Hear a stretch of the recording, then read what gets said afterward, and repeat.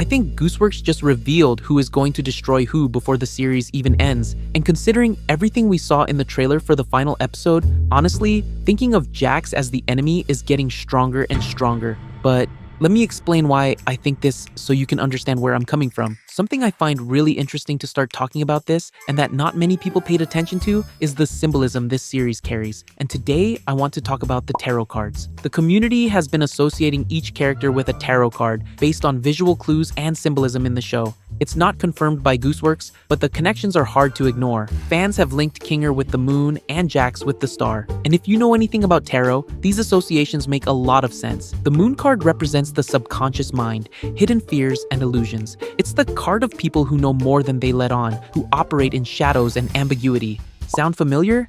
Kinger literally becomes lucid only in darkness. His sanity returns when he can't see. The moon card also symbolizes someone walking a path between the wild and the civilized, between instinct and reason. Kinger built Caine with the team at C and A, but he's also the one who accidentally deleted him. He's a genius who forgot he was a genius. Now think about Jax. The star card traditionally represents hope, renewal, and calm after the storm. But here's the thing that most people miss. The star comes right before the moon in the tarot sequence. And in that sequence, the star guides you towards something, but the moon is where you actually face your demons. The star can give false hope. It can lead you somewhere you shouldn't go. I don't think it's a coincidence that Jax, the character associated with the star, is the one who keeps preventing everyone from moving forward, okay? Let me take a step back, because this is where it gets interesting. In episode 7, there's a scene that changed how I see everything. The group finally reaches Caine's office, and they find this massive door. Half of it is red with a star. The other half is blue with a moon. I remember pausing the video and just staring at it.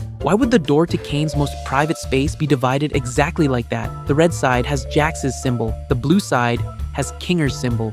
Now, let's add the color coding. Throughout the entire series, blue and red keep appearing in opposition. Kinger wears blue. His eyes have blue pupils. Even his royal cloak has that bluish-purple tone. Jax, on the other hand, has those red-pink overalls and red details in his design. His moments of crisis flash with red tones. Episode 7 makes this explicit. When the group reaches the master console, they're given 2 buttons. Blue means escape.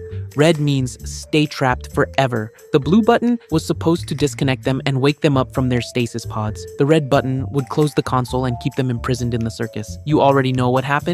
Jax pushed the red button. But here's what I find fascinating. Everyone treats that moment as Jax being his usual selfish self.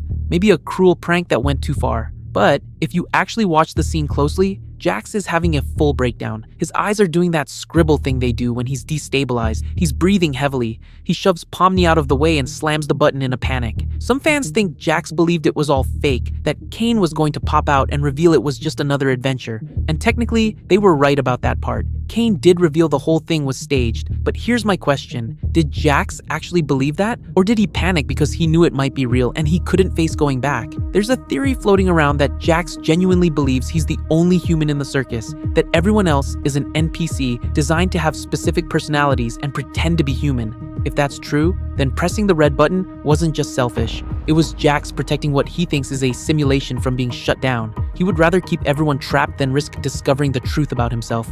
But that's not even the wildest part of this theory, and this is where episode 8 changes everything. Remember Jax's reaction when Kinger revealed the truth about C and A? When he explained that Scratch was a real person, that the circus was built by actual humans, that everything happening to them is real?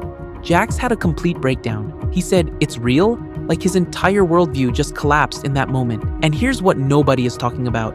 In that same episode, Kinger proved he's the most dangerous person in the entire circus. Not because he's violent, because he knows how to access the code. He sat at a computer and literally deleted Caine, the AI that controls everything. Gone. In seconds. Kinger did that. Think about what that means for Jax. If Jax's entire coping mechanism is believing the circus is a simulation where nothing matters and everyone is fake, then Kinger just shattered that illusion. And worse, Kinger has the power to destroy the entire system. He already proved it. If Jax wants to maintain his reality, if he needs the circus to stay exactly as it is because the alternative is too terrifying to face, then Kinger is no longer the harmless, crazy old man he pretended to be.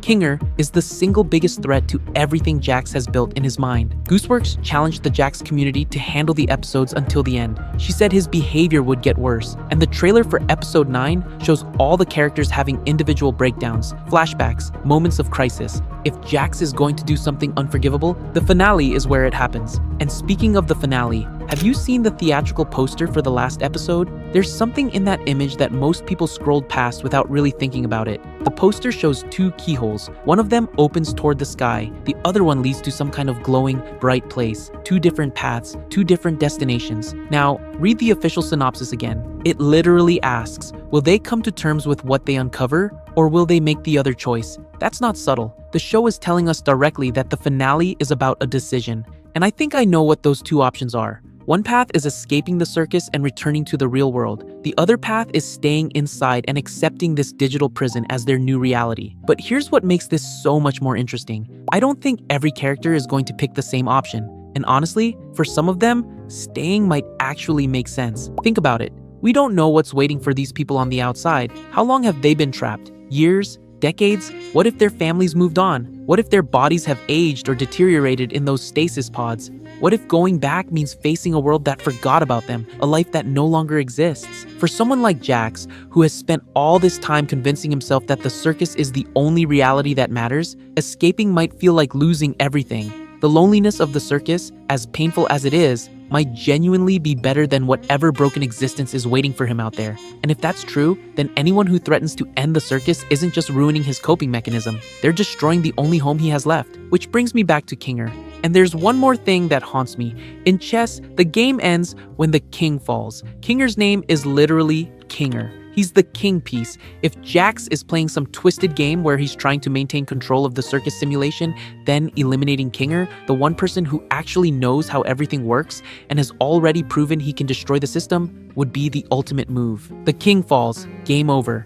Now, I might be completely wrong about this. Maybe Gooseworks just likes visual symmetry and I'm building conspiracies out of color palettes. The blue and red could just be aesthetic choices. The door could mean nothing. Jax pressing the button could have been pure panic with no deeper meaning. But this show has proven over and over that details matter. The number 57 appears in every episode. The Chinese Room is a real philosophical thought experiment about AI consciousness. Caine's name is literally half of Cain and Abel, C and A, referencing the biblical story of one brother destroying another. Every symbol in this show connects to something deeper. So when I see a consistent pattern of blue versus red, escape versus imprisonment, Kinger versus Jax, I don't think that's an accident. I honestly don't know what's coming in the finale, but if the color theory holds, if the pattern of red consuming blue continues, then Kinger might not make it out of this, and Jax might be the reason why. So here's my question for you. Do you think Jax is deliberately sabotaging any chance of escape?